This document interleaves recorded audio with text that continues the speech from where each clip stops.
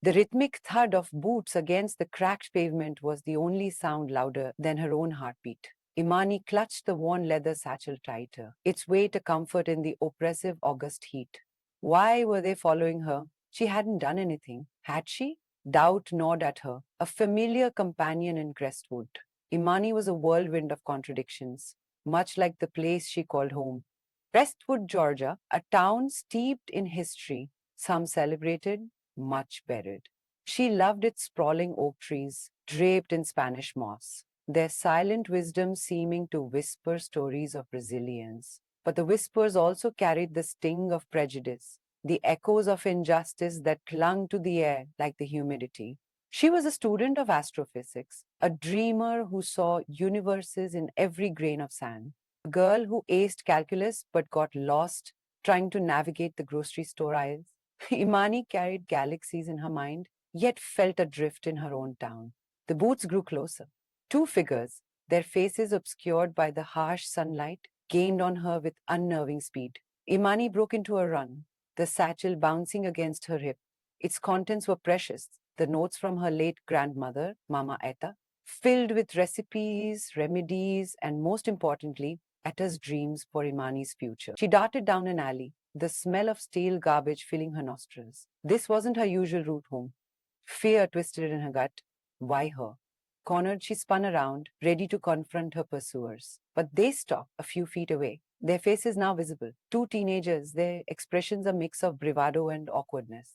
One clutched a can of spray paint. We saw you, the taller one stammered, avoiding. We thought, You were the one doing the graffiti. Imani frowned, confused. Graffiti? What were you talking about? Someone's been spray painting slogans all over town. Racist stuff, the shorter one added, his voice barely above a whisper. People are saying it's one of us. A wave of anger washed over Imani, quickly followed by a cold, sinking feeling. She understood. They saw a young black woman walking alone and immediately assumed she was the perpetrator. The casual, effortless bias that permeated every corner of Crestwood. I'm not spray painting anything, she said, her voice trembling with barely suppressed fury. I'm just trying to get home. The teenagers looked at each other, uncertainty etched on their faces. Sorry, the taller one mumbled. They turned and hurried away, leaving Imani alone in the alley, the stench of garbage now mixed with the bitter taste of injustice. That night, she couldn't sleep. Mama Eta's words echoed in her mind. Don't let the shadows dim your light, child. Shine brighter. But how could she shine when those shadows seemed to grow longer and darker every day? The next morning, Imani visited the town square. The graffiti was there, as they described. Crude, hateful words scrawled across the statue of a Confederate general. A knot of anger tightened in her chest. This wasn't just about her being wrongly accused. It was about the deep-seated hatred that still festered in Crestwood. An idea began to form in her mind, a way to fight back, not with anger, but with light. She went to the library, spending hours researching the history of Crestwood, digging into the forgotten stories of its black residents, the pioneers, the artists, the unsung heroes who had shaped the town. Then she started small, writing articles for the local newspaper highlighting the contributions of black families to Crestwood's economy and culture. She organized community events, celebrating black history and fostering dialogue between different groups. It wasn't easy. She faced resistance, skepticism, and outright hostility. Some dismissed her efforts as playing the race card. Others accused her of trying to rewrite history. But Imani persisted, fueled by Mama Eta's words and the burning desire to create a better future for Crestwood. She discovered a talent for public speaking, her voice resonating with passion and conviction. She spoke at town hall meetings, school assemblies, and church gatherings, sharing her vision of a united Crestwood where everyone was valued and respected. Her efforts slowly began to gain traction. People started to listen, to understand, to see Crestwood through a different lens. The teenagers who had initially accused her of vandalism became her allies, helping her organize events and spread her message.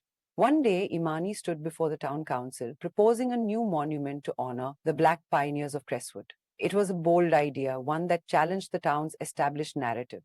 The debate was heated, the divisions deep, but Imani spoke with unwavering conviction, sharing the stories of resilience, innovation, and unwavering faith that had shaped her community. She painted a picture of a future where Crestwood embraced its full history, both the good and the bad, and used it as a foundation for building a more just and equitable society. The vote was close, but in the end, Imani's vision prevailed. The monument was approved. The dedication ceremony was held on a sunny Saturday morning. People from all walks of life gathered in the town square, their faces filled with hope and anticipation. Imani stood beside the newly unveiled monument, her heart swelling with pride. It was a simple structure made of local stone, but it represented something profound, a commitment to truth, reconciliation, and a shared future. As she looked out at the crowd, she saw the faces of her ancestors, their spirits smiling down on her. She felt Mama Eta's presence, her words echoing in her soul. You are the light, child. Shine bright. Imani smiled. She had found her purpose, her place in Crestwood. She was no longer just a dreamer, lost in the galaxies of her mind. She was a force for change, a beacon of hope, shining brightly in the heart of her community. The thud of boots on pavement now sounded like progress.